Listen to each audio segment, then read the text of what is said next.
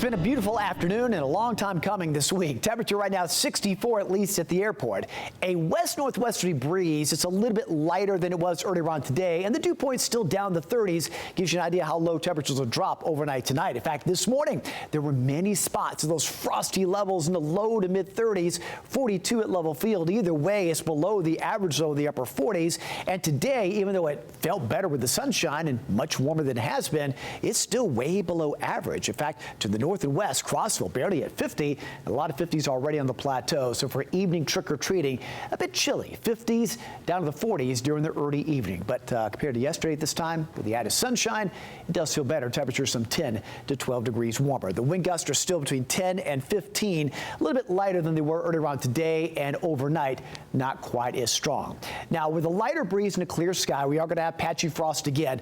All areas locally run this chance.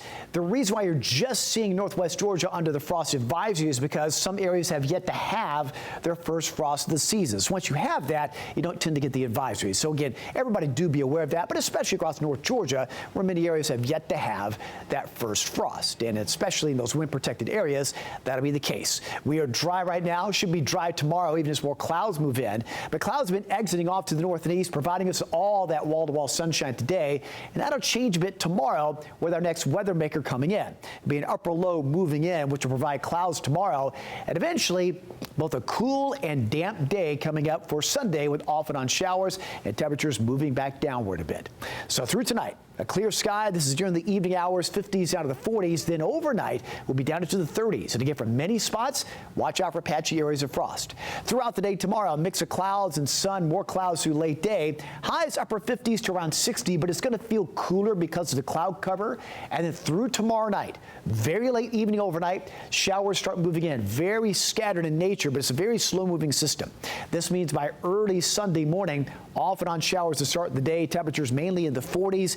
And we're going to be stuck in the upper 40s, low 50s, kind of like yesterday, with off and on showers and highs stuck mainly in the 50s throughout the day. Maybe a little bit of late day clearing, but most of the day damp and rather cool. Later on into the night, about early into the day on Monday, temperatures are back to the 30s, but that'll start a drying trend, which lasts for much of next week, along with a warming trend as well.